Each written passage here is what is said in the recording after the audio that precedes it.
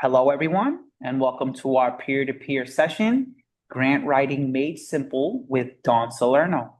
My name is Hendrik Hernandez Resto. I am the creative specialist at New Bedford Creative. Thank you for joining us today. Before I go any further, please enter your first and your last name in the chat, along with your email for the records. For those of you in person, we will take that separate. This peer-to-peer series is geared to enrich, educate, and connect creatives within our community. New Bedford is the host of artists, creatives, change makers, designers, entrepreneurs, and community enthusiasts. The peer-to-peer sessions embraces the pulse that makes New Bedford so unique, while also expanding our knowledge and connections.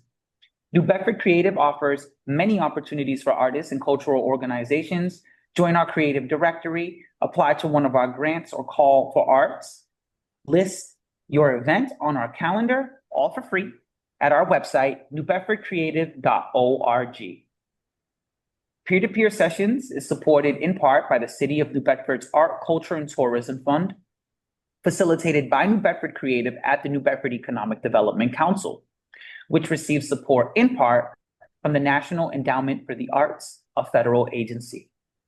We would like to thank Mayor John Mitchell, his administration, and the entire New Bedford City Council for their continued support of the creative sector. Additional support is provided by the Barr Foundation, Bristol County Savings Bank, and South Coast Community Foundation. Before I introduce our presenter, I want to go over the format for this session. Once Dawn is finished, we will open up for Q&A. I will review the questions in the chat first, and then we can continue with the Q&A live. We will have about 20 minutes for questions so we can wrap up on time by 1:30 p.m. Just so that everyone is aware, this session will be recorded. Please feel free to put your questions in the chat so we don't miss them when we open up for Q&A. Most sessions throughout the series have been recorded and can be found on our YouTube channel by searching New Bedford Creative in the following weeks. I will now pass it over to Dawn Salerno to share more details of who they are and what they will present for us today. Well, hi, everyone. I'm Dawn Salerno. I work a day job at the Roach Jones Stuff House and Garden Museum. And I know many of you or recognize many of you. So thanks for being here. I hope to be of some help to you. Because my other life has been spent kind of supporting the museum field. I've enjoyed, giving back where I could. And grants and reviewing grants has been kind of what I've attached myself to. I enjoy writing them, and then I started to enjoy reviewing them because if you haven't reviewed grants, by the way, it's a great way. If you review local grants, you get to see what everyone in town is doing. If you review national grants, you get to see these fantastic projects that are happening in other cities and with other resources and different projects. So not all of these jobs pay you. So I guess it's up to you whether you want to help out or not. But that's where I've learned a lot of my kind of grant skills, doing it and then also reviewing. So what I hope to do today is review the basics. I'm going to ask you to give me a little more information about yourself. I will give you some tips as a writer of grants, and also I'll give you the point of view, the POV of the reviewer, since I've been in both roles. And I'm taking a kind of a more traditional grant approach, but I do want to mention that there are organizations out there that are piloting new ways of reviewing grants and issuing money to, usually it's the small organization that they're thinking about startup organizations that don't have a history. So there is hope. Everything I'm going to review is the more traditional approach, but places like Mass Cultural Council, Boston Women's Fund are experimenting with more equitable grant making practices. So it's my hope that those practices will start to circulate amongst the field. And for example, a couple of years ago, the Boston Women's Fund did not send out an RFP for projects. Instead, they sent out a request for conversations. And they had 25-minute talks with applicants to their grant. So that's what I'm talking about. I will not give you tips on that kind of grant. I'll give you the tips that I've learned from just writing the more traditional grant. So to start, I think everyone's already said hello in the chat. If you haven't, put your name down, and it would help to know if you're like with an organization or representing yourself as an artist. And then if you've already done that, I'm going to suggest you choose the letter or letters that best describe why you're here today. Please let me know. Have you never written a grant? You write them, but you feel like you are a novice and you want to learn a lot more? Do you feel like, oh no, I'm comfortable, but maybe Dawn has something new to share? Are you grant adjacent? Is anyone here just because they're supporting another person who's writing the grants? Maybe you're the artist that they're writing the grant for, or are you here just because you need money? And I think that's true for all of us. So you can all put E in the chat. All right. We have it just, I'm going to check in the room. What would your answers be to that? A. Got some A's. Actually, let me put that back up. Yeah. Yes. Learning more and the money. I can't see what the letter is. I'm an A. Okay, great. Thank you. All right. So here are the main components. I have 7 slides, by the way. So I'm going to not read all my slides. These are kind of the bulleted points that I'll be going over. But here are the main components. Across every grant, you'll probably have the boilerplate basics. This is your name. Hopefully you get that right. Your mission, vision, history of your work or your organization. Project location is common. The requested amount, the key. So that's how much money are you asking for from the grant. Sometimes there's an additional, like, what's your project? What does the whole thing cost? And what are you asking us for? So it's important to know both of those things. And then your audience demographic data. Who are you serving? And tell us more about them. You have to generally think about all these reviewers they may not know you. I mean, local cultural councils, they might know most of the applicants because it's a local cultural council. But once you get bigger, statewide, nationwide, these are strangers. These are maybe peers in your field, but not people that know you personally.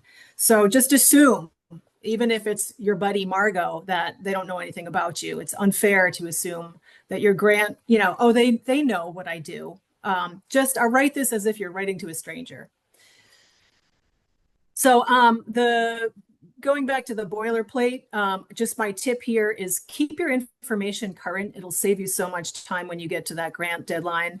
Keep your website current, keep your resume or CV current, update it as soon as if you get another degree, if you've taught another program, throw that down in your resume, keep it current. Don't just update it every time you write a grant. If possible, keep all those things current. And websites should always be current, right? Or social pages should be current anyway.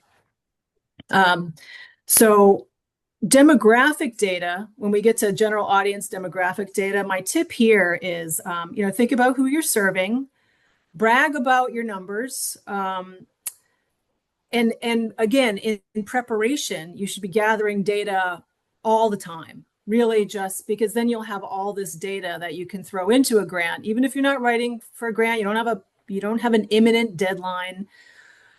Gather that data now. Is it attendance? That's always fairly easy to do and good to have. Like, how many students came to your event? How many people came to the dance party? How many people showed up for the festival? Keep that attendance cumulatively, try to break it down. And also when you specify it, sometimes I've wondered, like, is this person talking about one event or like the last 5 years of the same event?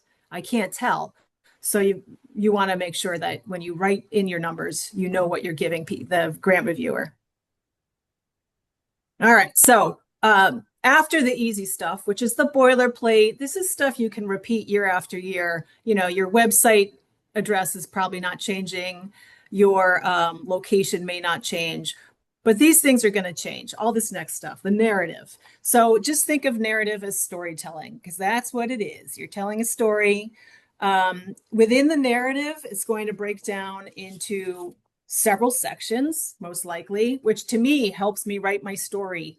You know, it's just like English class. It's like start with, you know, your introduction, then you have your, you know, main area, then you have your denouement. This is just like that. All right. There's goals, objectives, and activities are typically some of the language used. So goals, this is the tricky part, is because different grants use different terms.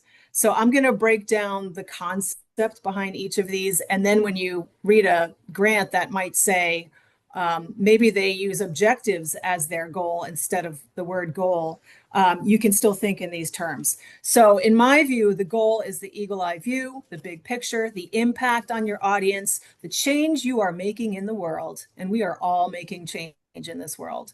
So think big picture.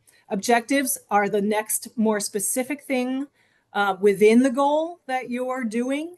And then finally, description is even more specific than objective. So those are almost like subcategories of goals, right? And I'm going to break this down for you. So because this has been helpful for me to think about it, a lot of us will be like, oh, well, I'm doing a pumpkin carving festival. I know that's what I'm doing. So what's my goal? So one way you can get to your goal is ask yourself why you're doing this. So I'm going to give you an example, which is, let's say you're an artist proposing an open studio weekend in a local neighborhood. Very specific, right? So work backwards from that specific and you will get to your grant goal. So let's just say that my open studio will run the weekend of June 21, 22, 2025 from 10 a.m. to 6 p.m.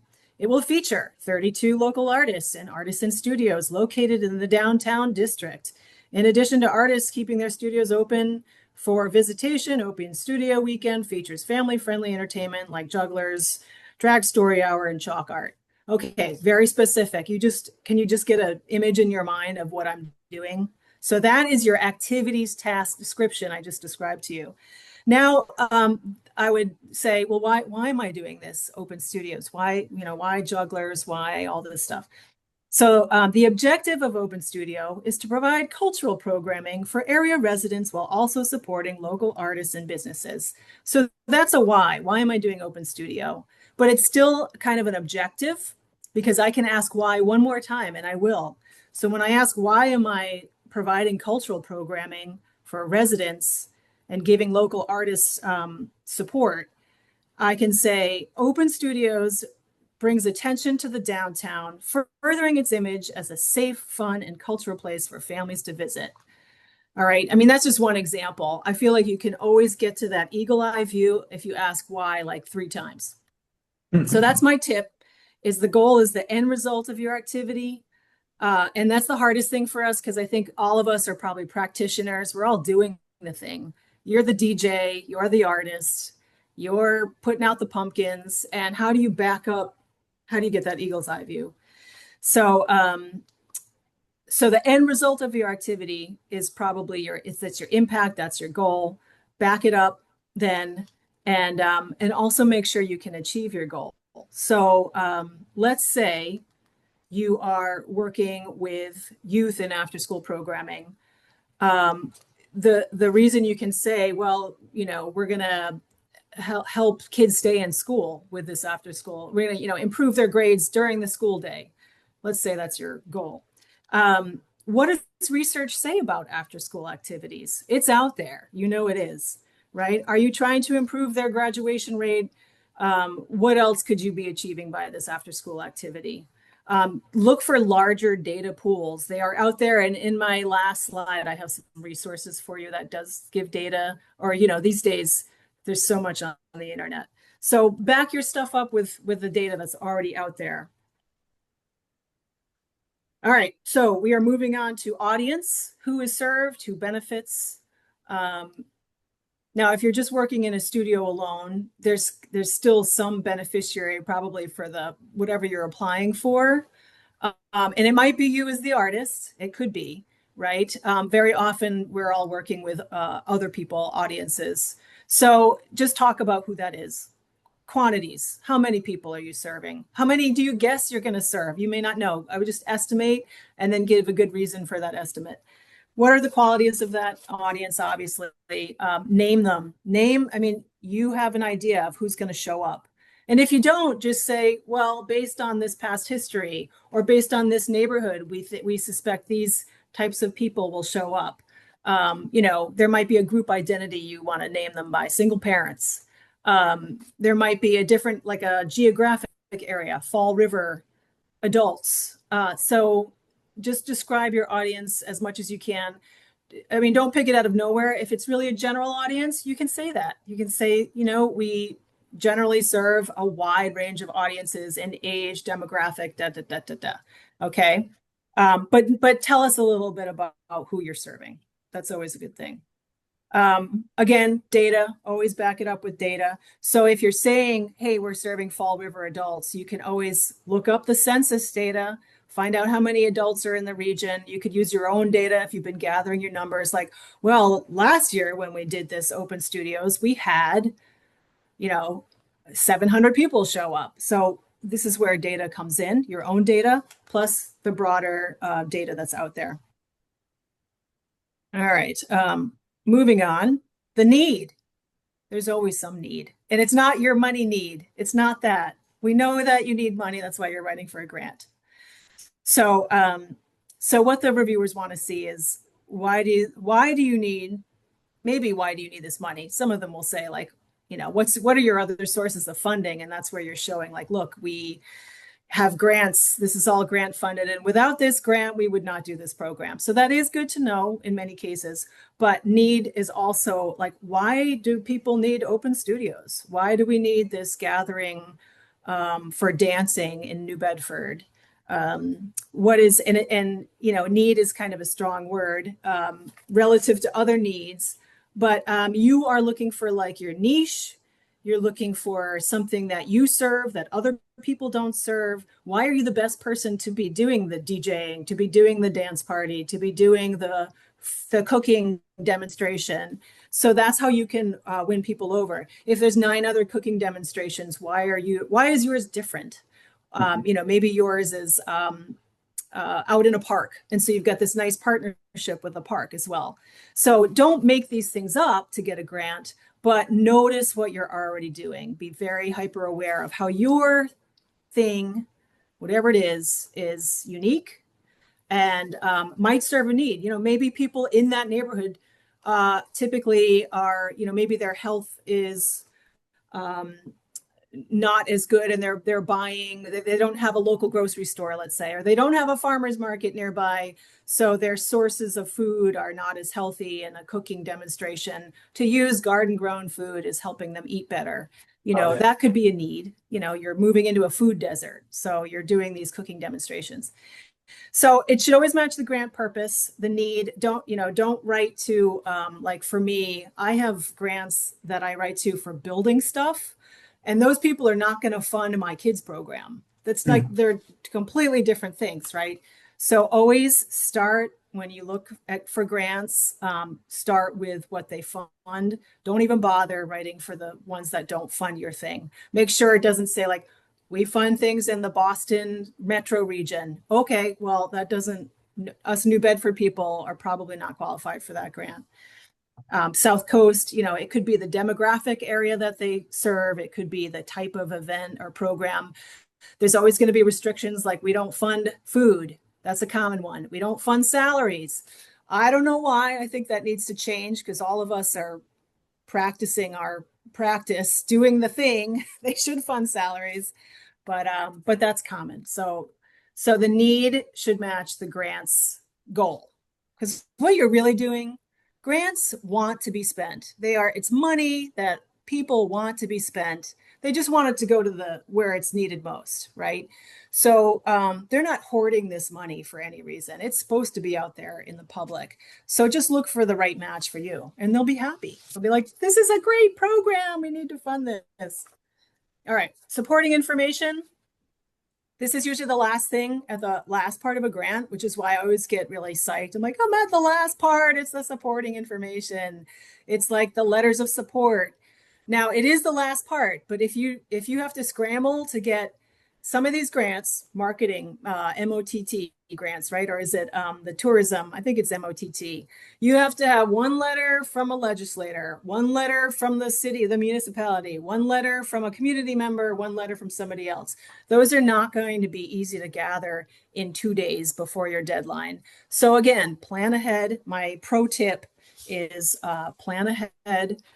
You do have to get those letters with something specific in mind. You know, the mayor's not going to just sign off on a generic letter, but don't, like review the whole grant application, see what it entails, and then maybe you start with that section, even if it's the last one. You're like, I need to get my letters. I need to give the mayor 3 weeks, to get. I don't honestly know. I've never needed a support letter from the mayor. I don't know how long it takes. Maybe Margot knows. So the supporting information is typically all the logistical stuff. Tell us like what is your timeline? And this is from like the start of the planning. In many cases, they want to know like, okay, first we have to hire our artists. We have to put an RFP out for artists because we're doing the Seaport Art Walk, or that's in the task timeline as the earliest thing. And then what is your next step and your next step and your next step. Very specific too. If you know that's in June, say it's in June. Don't say summer. If you're really not sure if it's in June, July, or August, then that's when you say summer. So this is really about being as specific as you can be, but don't overpromise either. It's the balance. Don't say June if you think like, I know we might need till July, so just say summer. It's fine. Include all the activities that you might do. So from planning through the recruiting of your artists, your setup period, like we have to go install now. Now there's an opening reception. Then there's the run of the show, which is the public portion. Then there's the closing of the show, and then there's an evaluation. Put all that in there in your timeline of activities. The point of view of the reviewer is going to be to look at that and find out if they think you can do that in that timeline. We're not all DJs, we're not all artists, but we can see like, you're going to make all this happen in 2 days? I don't think so. So we do look at timelines and we try to, guess like, oh yeah, that seems like enough. They need 70 artists to participate in this. So the RFP has to be out there for at least 3 weeks or 4 weeks or that kind of thing. And then you need at least 2 weeks to review. That's the point of view of the reviewer, is like to see that you've thought this through and you're going to be successful. We're not trying to find mistakes. We're trying to make sure you'll be successful once you've got the money. So this is also where people come in, the credentials of the people involved, your budget. Not everyone loves a budget, but Excel sheets, a simple expense and income can be enough. I noticed, I think it's Wicked Cool and Art is Everywhere has a budget template this year. So use those templates if you're not used to doing budgets. If they're required, use them. If they're an assist to your grant writing, you might still want to use them because they make things easy. They organize it. And again, they're specific. And this is also probably where your evaluation methods might be, if they expect an evaluation outcome, like how did you know you were successful? That's the main question. Were you measuring numbers? What were your goals? Go back to your goals. Oh, we wanted to run an open studio. Did you run it? That's the success right there. Did you give artists jobs? Yes, you gave 7 artists a job. There's a success measure, but you have to evaluate that and state that you met these goals. That's in a way, just reporting those numbers means that you met at least part of your goal. You might need something more intense though, like in schools, they do pre-testing and post-testing. They give grades, they look at scores, they benchmark you against other students. It can be that as intense as that, and most things aren't. It could also just be, hey, you 20 people that just participated, will you fill out this survey? And we've probably all encountered that. The survey is common. That's called a summative. So we're just asking at the end, rather than measuring some change in their life. it is possible to measure before and after and see if you've changed their lives in some way. So there's all sorts of evaluation methods out there. It's just good to have something, even if you're like, I do this every year, I'm going to evaluate it like every other year. So then I can use that data across years. Some grantors will be okay with that. So finally, oops, I went backwards. All your attachments, again, the attachments might be where your letters go, but these should just be things you have in your files. Your last financial statement, your P&L, it's different for all of us. If you're big enough, you have an audit. Everyone should have some kind of tax form that they submit. Your project budget might go here in the attachments. Some people say add photos. Oh, if they say you may add this, always add. Always add. If they offer, like you can add more info here, always do it. Send a photo, send these are really compelling images, right? To see, oh, children playing steel drums at the RJD. I want to throw money at that. All right. There's also something called a certification, which is like you're saying, I swear that everything I put in this is true. Some of them have that. So you want to sign off, or if you're not authorized, you might need to get a board member or your director to sign off. So again, I jumped to it, but that optional, I would include the optional. And now I'm just going to kind of go over tips and then we can hit questions. I mean, I have so many little tips here and there. So these are just 5, but individualize each application. And that doesn't mean you have to, if you're really applying for the same type of program year after year, you can use components of the same application, but you're going to have to show how maybe there's a little something new. And certainly, I mean, what I'm talking about is if you are reusing last year's information, update the date, update your numbers, don't just cut and paste, because that just shows the grant reviewer that you didn't spend much time looking at your application. Be honest. And I think these days, honesty and authenticity is really appreciated. Don't be something you're not. There's money out there for us all. So, don't make stuff up for a grant either. Don't say like, oh, well, they fund after school kids programs, so maybe I'll start one. No. No, let other after school programs get that money and you get grants for what you do. Write objectively, clearly, and concisely is always helpful. And, I have an example of that, like a grant reviewer, you can write, Hendrik is an amazing teacher, or you can say, who makes, beautiful artworks, or you can say, Hendrik won Teacher of the Year in 2023, and several of his students have gone on to art school. It's like there's some specific impact mentioned in what I just described. So, are you award winning? Have your students gone on to follow in your footsteps? Have you been given more grant money this year because people are recognizing your success as an organization? It could be anything. So another example, this great program is a fabulous opportunity for students who will be enriched because of it. Well, I'm sure they could be, but try to be, again, more specific. Students enrolled in this program will receive 120 hours of quality arts programs not otherwise available to them during the normal school day. I just gave you demographic. I just described the need. I just described why our program is unique because we're doing it and no one else is. Like, that's solid, specific language. And then, again, back to these tips. Don't procrastinate. Is that in there? Prepare ahead. Number 4, prepare ahead. I mean, we all do. I do, honestly. But if you can prepare ahead, then even if you do procrastinate, it's a lot easier to pull that support letter, pull that, great photo of people enjoying your dance party.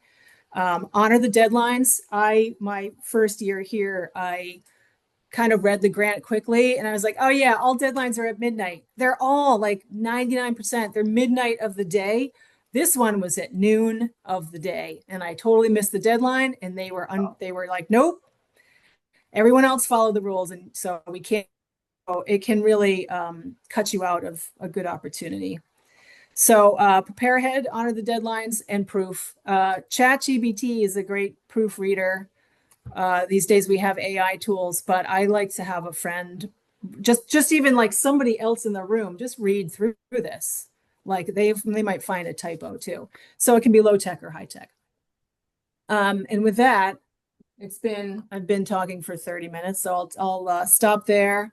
I can take questions, and this QR code will take you to my little resource page of grant sources and a couple of data sources. And then there's one, I'm not quite sure of its accuracy. I get these emails that they're like Margot's emails. Here's a bunch of grant opportunities, and they're all Boston and Boston region, and some of them are even national. But I couldn't find the email to write to be on that list. So it's in my list. I'm not sure if that's the accurate email. So it's the only one that says email to get onto list. And if I find it, the true email, I will update that. But that's where the QR code goes, and I will be glad to take questions. I will email those to you guys. Okay. And Dawn, we can email the link out to, actually, could you pull up that grant resource list on the shared screen? Yeah, yep. Let me just stop that share. I can take a question too while I'm doing that. I just got to go pull it up. I don't see any in the chat. So. We took a picture of the thing. Any questions in the room? I have one. Okay, Ron, go ahead. Dawn, do you freelance? I haven't before. I'll talk to you on the side, Ron. That sounds good. Yeah. Okay. There's only so much one person can do to run a profit. Yeah. I have for letters of support, do you have any best practice or tips for letters of support? I do. So, don't surprise the person and say my deadline is at 5 today. That's really rude. B, write it for them. Mm-hmm. Write your own support letter, because only you know. Probably you're probably going to be the most articulate about why your program should be supported, and it's just understood. Like, hey, my favor to you is signing this thing and giving my name to it, but I would love it if you wrote it, because I'm already busy writing my own grant. So I think best practice there still is draft a letter. And then you say, like, please, you can customize this to whatever you feel comfortable with, and you can send your template letter with a little bit of support material for whatever you're asking money for. And I would say give them at least a week if you can. So what if somebody's on vacation? It's not even your fault, but you're going to miss your deadline if they're away for 7 days. So that's what I would say. I don't know, Margot, you might have others to add. No, that's excellent advice. And if for any reason you do need a letter of support from the mayor's office, or if it's someone like, say, one of our state legislators or something like that, you want to give more than a week's notice, maybe 2 to 3 weeks notice if you can. And that's what we don't need the mayor's signature on a lot of the grants we do, but there was one that we did. And yeah, you do need to give a couple weeks notice. Sending the draft is great. And allowing the person who is signing it to edit it however they see fit is also great. So everything you just said, Dawn.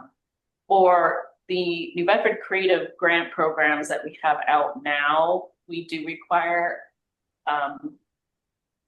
letters from the property owner or venue. So you just need to demonstrate that you've you're in partnership with the property owner or venue. And I believe the local cultural council also does that too. I just pulled up the grant resource list, and I have not updated this because hopefully NEH and NEA and IMLS will return as sources, but right now they don't have any active grants because their funding has been pulled. So this NEH, if the NEA is in there, but so that's what the QR code will lead you to this. It's just a Google document. And I can send it to you, Hendrik and Margot, if that's easier. Please and thank you. Yeah, that would be great. The other resource that and you may have talked about this, the city of Boston has e-blast That's the one, Margot. That's the one I'm trying to. I will say, I stopped getting those emails. It is still available on the City of Boston site, and I will look it up for everyone. And I tried again, and I'm still not getting them. So it's possible that they just discontinued sending out E-blast. the e-blasts. But that was an amazing resource. I remember. I agree. That is one every time I get it, and I'm still getting it. And so this digital at hello.boston.gov was the only thing that looked like some kind of an email to sign up for them. I have no idea how I got on the list, but they have Boston only, Boston region, national, and there's great resources in there every time. I mean, they're all different. There could be something that's for safety, making your building more safe because you're worried about terrorism, but there could also be a traditional kind of artist grant or capital funding for buildings. It's a real mix, which is why it's so good as a source. So yeah, if you find that, I'll keep looking too for the sign up for it because I just get their emails. Great, thank you. Question. The difference between supporters and collaborators. Many times there are people who are just there to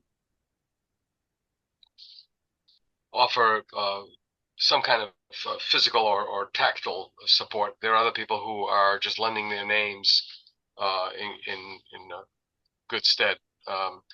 Could you differentiate that for me? Are these people, so like there's people that are working with you on the project and then people that are just saying, this is a great project, I support it. Right. Is that what you're talking about? Exactly. We have somebody who's going to donate a venue space, for example, that's it. That's all they want to do with it, versus somebody who's actually going to be physically working with us. Yeah, so I mean, this is interesting because I think there are grants that say, who are your partners? And you can list your venue as a partner. You can get away with listing that venue as a partner, and the grant reviewers may not even understand that that's all they're doing. It's like, and actually they're even getting paid. So how are they a partner? Right. So I do think they are different. If it sounds like you have people you're really engaged with that are part of the program's like identity, and they are your you could say collaborating artists or collaborating or your team or something. And then, you include them in the team that's conducting the program. The venue is just, I think, a venue in that case. You can just call them the venue and you get your support letter if you need to. But if they're doing anything else, then you could call them a partner. Are they, I don't know, did they donate the space? In which case you could call them at least some kind of an underwriter or something. But yeah, I do see those as separate things. And so those collaborators are almost like where your staff section would be. If you're talking about, here are the people doing the program, that's this section. Then the logistics, like in your timeline and your, here's your tasks, your timeline, maybe it's your budget. Here's your venue over here as a logistical choice, not a And because if it sounds like too, it could move with those same collaborators, you could move it to another venue. Exactly. Yeah, and I mean, I guess going back to if somebody's only partner is just that, oh, we're having this at City Hall and that City Hall is our partner, I might raise an eyebrow as a reviewer, like, really? Are they really partnering with City Hall? Like, are they City Hall providing something? Are they doing, or is it just a space? I just wanted to be assured that I wasn't separating the grains of rice. No, I mean, those are grains that I think probably could be separated. Anything else? Let's see. Do you have any tips for budgeting? I mean, as someone who writes grants and reviews, I mean, we at New Bedford Creative don't score our grants, but we read through them all. The biggest thing that I see for our grants, which are project-based, are to make sure your revenue matches your expenses. But I would love to hear from you if you have some other tips on budgeting. Well, you have to start by looking at what they allow in the grant, what the grant will pay for. And don't put anything, if you're going to put stuff in there that they don't pay for, you can do that in some budgets, but just show that they're not covering those costs. So sometimes a budget will say, our expense is 7,000, but this grant's paying for 6 because there's 1,000 in here that's for pizza, and we know your grant won't pay for the pizza, but we're going to show you that we're paying for it because that's project budget, and I think it's important to see that. But it also comes down to whatever they're asking for because they may only want to know, like, how are you spending our 6,000? So it's very grant specific. I think most of us probably do have projects that either you're going to multiple sources for grants for funding, or maybe you're eating some cost. How about your staff time? How about your own time as an artist? There's a national volunteer rate that's probably more pay than most of us get per hour.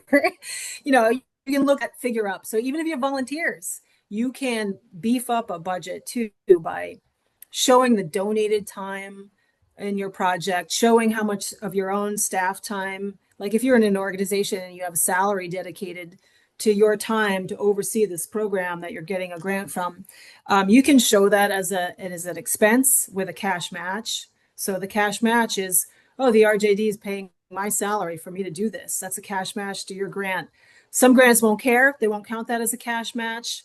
So there's all kinds of different ways to do budget. The simplest is just income, expense, both numbers match, and you're being, I would say, you're clarifying to some extent. You want to at least, if you say artists pay, that's very vague. How many artists? What are you paying them? How many hours? How much are they working? So if you know ahead, then you want to say, we are paying 4 artists at $25 an hour times 15 hours. Just put that in one line, and then your next column is the summary of all those dollars. So be detailed. Maybe you include other expenses that are like operating costs. Maybe you don't, depending on the grant. Do not pad your budget. People figure that out. I also don't, any grant reviewer any group I've been in, I always say, like, let's not agree that we're not going to fund anybody fully. That's kind of my personal perspective.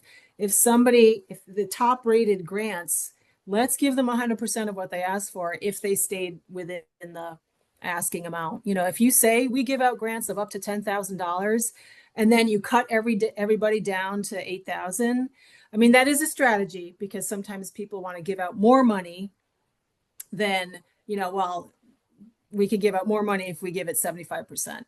So I know that's why padding comes in, because you're like, oh, I'm only going to get 75% of this. So it's probably a good idea to know your grantor. And if every year you've only gotten 75% of your ask, I can understand asking for more, but make sure those are valid expenses. Maybe you put in your volunteer time and your staff time. Because you're right, not everyone will fund 100%. And I think that's a good thing. And also, you just have to expect it. I think those are all my tips. Just that the point of view of the reviewer is that they can usually tell if you're either grossly estimating or padding your numbers. Sometimes it's kind of obvious because like you get this lump sum, like artist stipends, $8,000. You're like, what's that? Break it down, and then we know, okay, you thought about this and you need this 8,000.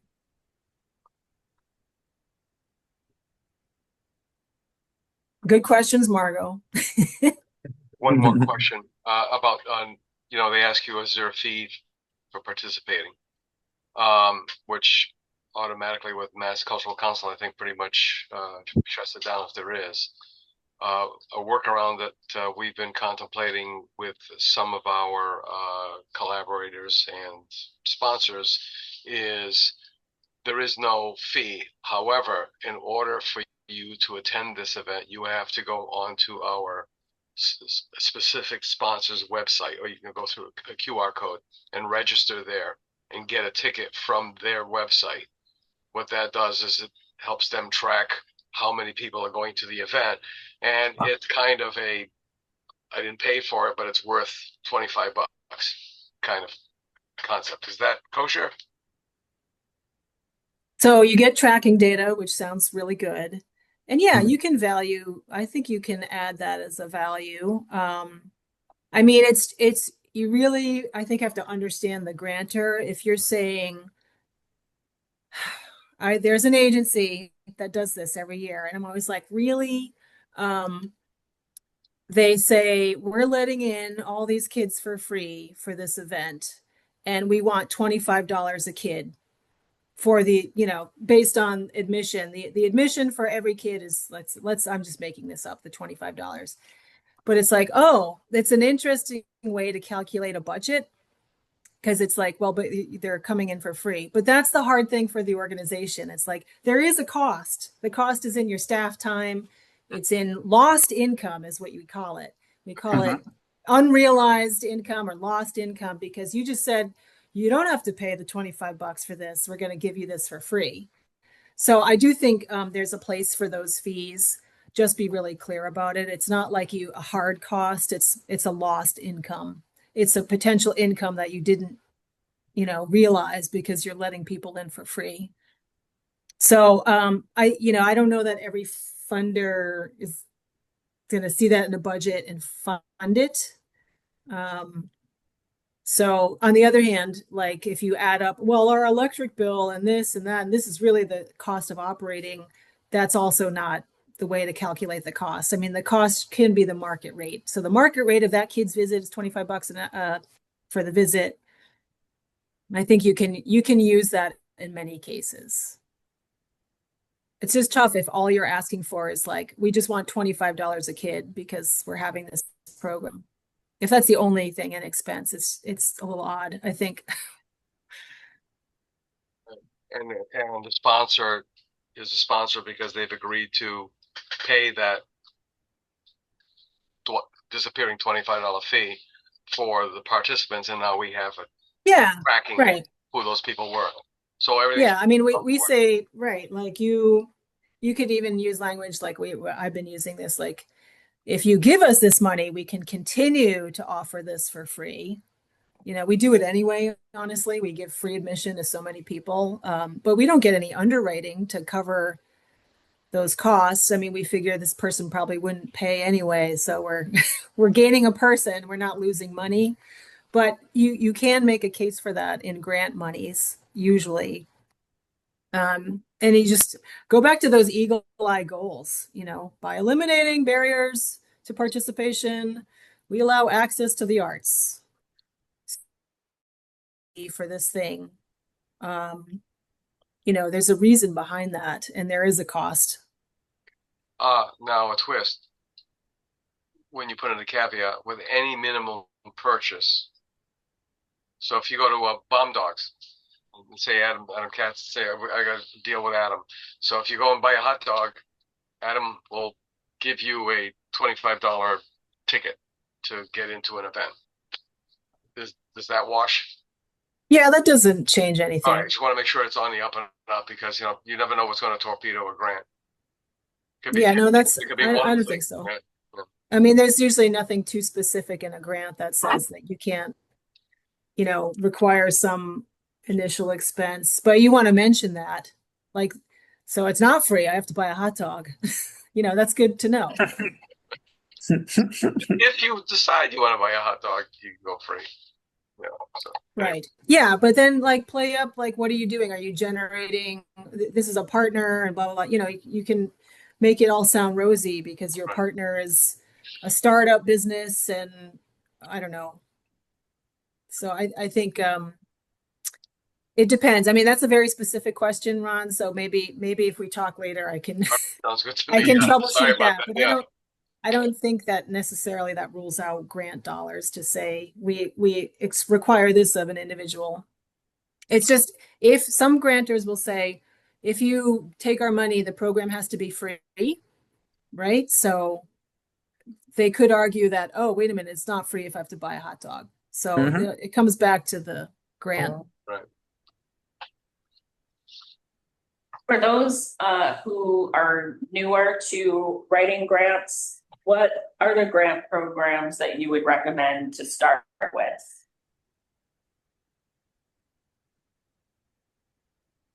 Marg, are you asking me for if Yeah. people have never written a grant? Is that what the question? Like, what would you start with? Yeah. Like a starter grant? Starter grant. Yep. Starter grants. I think all your local grants are pretty good to start with. I put Stoico on my list. They are a foundation with a lot of money, and their application was fairly simple. So I think your local cultural councils are a great way to start. Yeah, just in case anyone who's listening doesn't live in Massachusetts. So Massachusetts through the Mass Cultural Council has a local cultural council program that funds every single town and city in the state. And here in New Bedford, because we are a city of our population, we meaning the city is allocated over $140,000 a year to distribute in grants. So that is a great starter grant. They usually come out in September and the deadline's in October. And definitely check that out.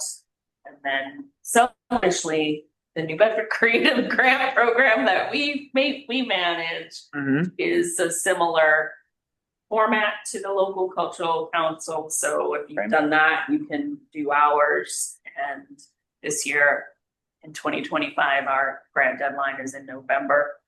November 10th. And there are grants that are, this is what I was going to ask. There are grants that you have to be a nonprofit 501c3 organization in order to apply. Those you start getting into more complicated issues, I'd say. But there are still a lot of grants for small businesses, for individuals, artists for sure. But if you're an entrepreneur, there might be some grant programs. So yeah, that resource list is really great, Dawn. Thank you for providing it. Yeah, and I agree. I think New Bedford Creative is another good starter grant. The other thing I will recommend is look at your even smaller organizations. Small family foundations, Community Foundation has a bunch of small foundations that give a few $1,000s here or there. The one I just put in for was 2 pages. That was it, 2 pages. And the boilerplate stuff, my name, the address, that kind of thing.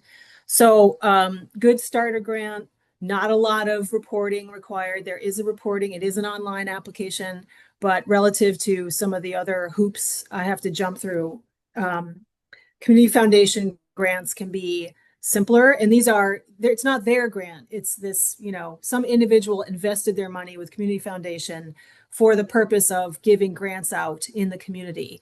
So there's a handful of those. And the other thing I would say is, depending on what your area is, what you're doing, do you do an after school program for young girls or something? Maybe the local Girl Scout group, Girl Scout, umbrella office, I don't know what they're called, has a scholarship program. Maybe your local Lions Club has a small grant for community type programming. You never know. So I would look in your area, like if you're whatever town you live in, look at your local church, look at your, some of these people have, a lot of them are scholarship programs for individuals, to go on to some educational institution, but sometimes they're not. The Garden Club of Buzzards Bay has a grant, for example. It's a small one, but I'm looking into it because it's for garden projects. So how would you know about that? It's a smaller organization. It's on their website. I just got on their email list. Gig Lang oversees it. Those of you that know Gig Lang. So, I would say those are probably easier grant opportunities. You may not know a lot about them, but they're much simpler applications typically. And it's good if you know somebody there, of course, to just have an initial call and say, is this project the kind of thing the garden club wants to fund? And then you go to their one-page application to fill it out.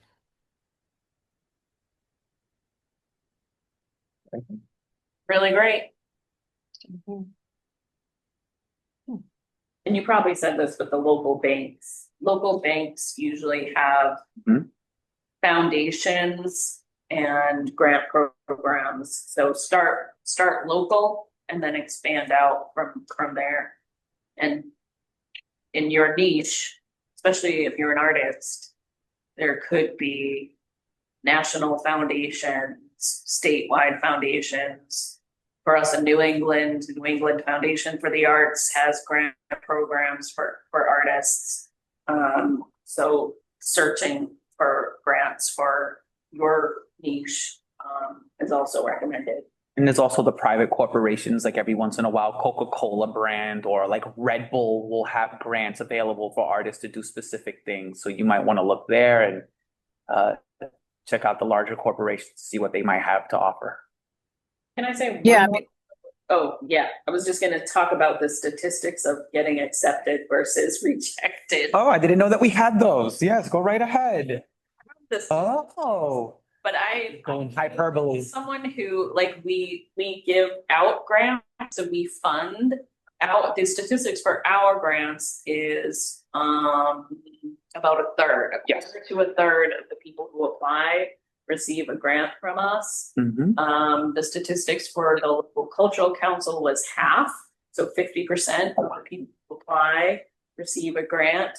And as you get up in the, if you're applying to a national grant or a large foundation grant, that number goes way down. So you're talking about a 5% chance, a 10% chance.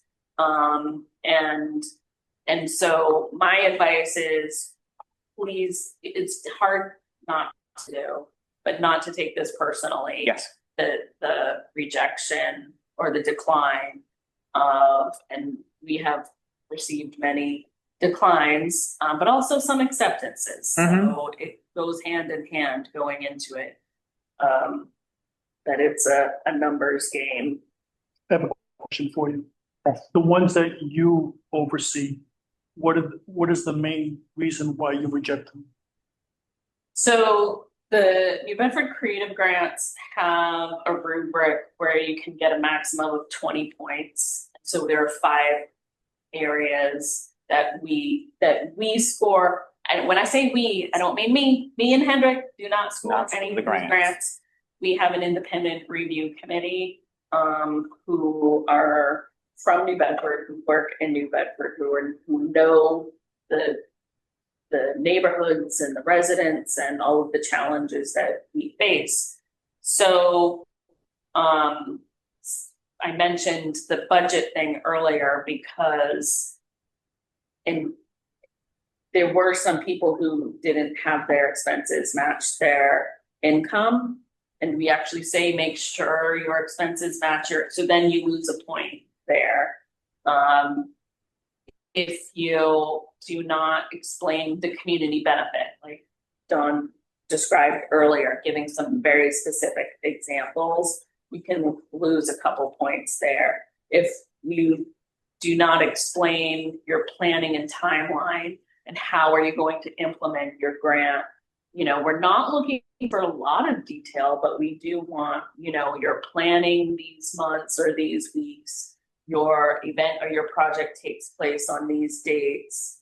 That kind of thing is important, that the main goal for, as a grant writer, is to convince the people scoring your application that you are reliable for implementing what you are saying you are going to do, and you will take, you have either have proof that you've been responsible and reliable in the past, or you have these partners who are collaborating with you, who have a proven track record for making something happen. And so that's why partnership is one of our scoring points too. So like Don said, it might, like when Ron mentioned earlier, the venue, maybe it's just the venue saying that, yes, you can hold your workshop here or your event here or exhibition here. But that actually is super important. If you have confirmed venue in high regard, who produces excellent programs, that actually does make a difference. Is there something that's too much information? There is a such thing as too much. Yes. Right, Don? Yeah, you I can didn't talk burn your- about a lot of these places will have word limits. Who's doing CPA this year? Who's doing Community Foundation? Those 400. they have word limits, and so there's that. There's actually a word limit, and if you can, some of these you can write more than there is a limit for, and they won't tell you. So the reviewers just get this cut off piece of text. Some of the national grants are that way. They just send a blank page to the reviewers. So you don't want to go over words, and don't be extraneous. We're all like volunteers probably, or we're working for very little reading your grant. So I did say concise, just be to the point. Tell us what we need to know. There is a lot of detail usually needed in all these grants. And yes, there's definitely writing too much. I get like when people give you limits, like they'll say national grants, 2-page CV. And I've seen somebody just sends their college professor, they send their whole CV of like 17 pages. Too much. But yes, the short answer, there can be too much. That's why I think it's good having a real person read over. A person that's not doing your program can be really objective and be like, I don't understand this part. What's this here? Or I got lost over here. So ChatGPT is good at that. You can throw something in it and say, cut this down to 4 pages instead of 6. But always read it over. Don't rely only on AI. Got to look at it yourself. And I forgot to mention, little things like you can save space by using acronyms, right? Like, oh my gosh, I've got a word limit. I'll use an acronym.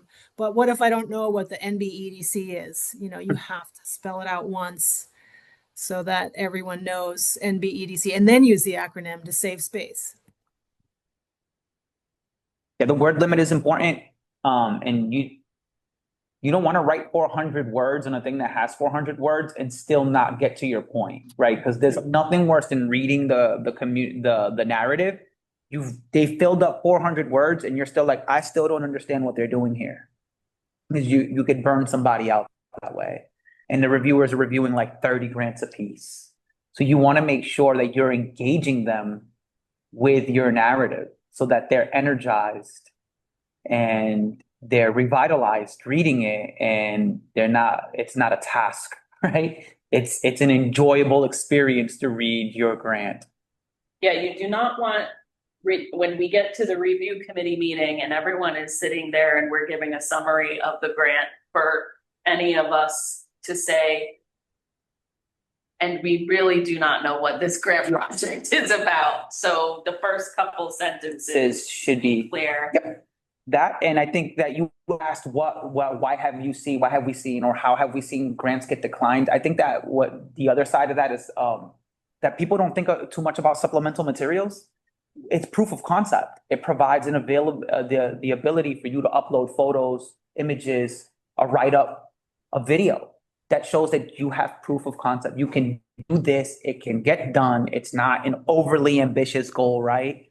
And that the timeline fits. The supplemental materials for me, as somebody who's written 4 grants and scored and received them before I got here, were some of the biggest things that won me over the grants after I reviewed with them. How did I get this grant? Why me? And they're like, supplemental materials were very strong. Your narrative was strong, community benefit was strong, but the subs were really good as well because it helped us visualize what you were about to accomplish. So having those things in order, yeah, don't burn your reviewer out by overwording it. So I have a question. So I have a 12-page resume or whatever. How do you actually do it to 1 page? Like just the things you've done recently, or? Well, for grant purposes, and Michelle you're a wonderful glass artist. Yeah. So many artists' CVs are long because you're listing your exhibitions, you're listing all of the, gallery shows, the awards you may have received. So over the course of a career, even after a decade, you have a long list. Yeah. So my recommendation would be, depending on what the grant guidelines are, that's what you want to pull. Like if they are saying we're looking for artists who have a proven track record in the community, well, highlight, like bring all of those up to that first page. Artists who show that they've shown, I don't know, outside the United States, like, or, in different parts of the country. Yep. That's where you want to pull from. But yeah, just having, and like, if this is, I want to show the best of what I have done, Okay. then you want to say, okay, what are the most prestigious things? And it could be like, if you've had multiple exhibits at Gallery X, then that could all be on one line. You can just list the years, Yeah. and with the location. Okay, that's what I was trying to figure out. Something like that. So it's not, that'll edit it down. Yeah, okay. Like that. And there's also, I think there's resumes that are organized instead of just a chrono order. The other kind of resume is kind of by groupings of work. So I could see just one long para that's just, exhibits, and you name them and the year, the name, year, just Yeah, like that's what I do. one block paragraph to show all that experience. Okay. And also, once you're a certain age, you don't list your long ago college anymore. You take that right out. Unless like you're teaching and you need to show that you have an ED, an MS ed or something like that, that you're keeping up certification for. But I mean, there's all sorts. I'm not a resume expert, but I do think you can. 1 page is tough for artists that do have such a long running experience. For any other kind of, like, if it's just a work experience, I would say, like, cut out the really old stuff. It's your most current job, and the one before it's probably enough, and cut out the education if it's long ago. Show recent stuff, publications, work, current work. My experience, CVs are a lot like Google page searches. You're going to get past the first 2. You might get past the first 2 pages, but once you get onto the 3rd page, most people stop reading. Stop looking. But you want to shorten it down to that. And that's what I've heard from people hiring other people that I know personally. They're like, if it's more than 1 page, I probably won't look. If it's more than 2 pages, I definitely won't. And it's basically just for me, because I think that what Margot said and what Dawn said are fantastic. Yep. If you're uploading a CV, for what? And then specify things that are going to highlight that, right? And then maybe multiple showings that can be grouped together Okay, be grouped together so that way you can have more impact on one page. Because I've heard hiring managers continuously say, oh yeah, if it's more than one page. Yeah. I don't care how accomplished you are. Like, oh, okay, seriously. But yes, as artists, we can have a long list. If it was me personally, Yep. what's the most impactful? What's the most bang for my buck on these pages? That people are gonna be like, he did what? yeah, Okay, no, this guy. very cool. William has some comments and. Yeah, because they even have like a spot for like solo exhibitions, and then they have like selected exhibitions and all. Yeah. Let's see. Marlene wrote, who is an educator, college level educator. Even in academia, they ask you to give a summary CV. The full is only for annual reviews and applying for a new gig. Usually going back 7 years is key. Education should go last, if at all. Oh, okay. Thank you, Marlene. Very, very helpful and insightful. I want to thank you all for your time this afternoon. This was a great session, and I'd also like to thank Don Salerno once again for all their hard work and information. Also, I would like to thank our funders, the City of New Bedford, the National Endowment for the Arts, Barr Foundation, Bristol County Savings Bank, and the South Coast Community Foundation for making this possible. Please be sure to visit our website, newbedfordcreative.org, and join our free creative directory. This is the list we use to promote on our social media throughout the year. Make sure to add your events, gallery exhibitions, or more to our calendar page that is linked to South Coast Today. We want our creatives to excel, and we are here to help. Join us for our next session, Social Media Basics for Artists and Creatives with Colleen McRamus. That will happen on Tuesday, October 21st, 2025, from 12:30 p.m. to 1:30 p.m. via Zoom and in person here at 1213 Purchase Street. Lastly, the recording of today's session will be on our YouTube channel within the next week. You can find us at New Bedford Creative. Have a great day, and thank you all for your participation.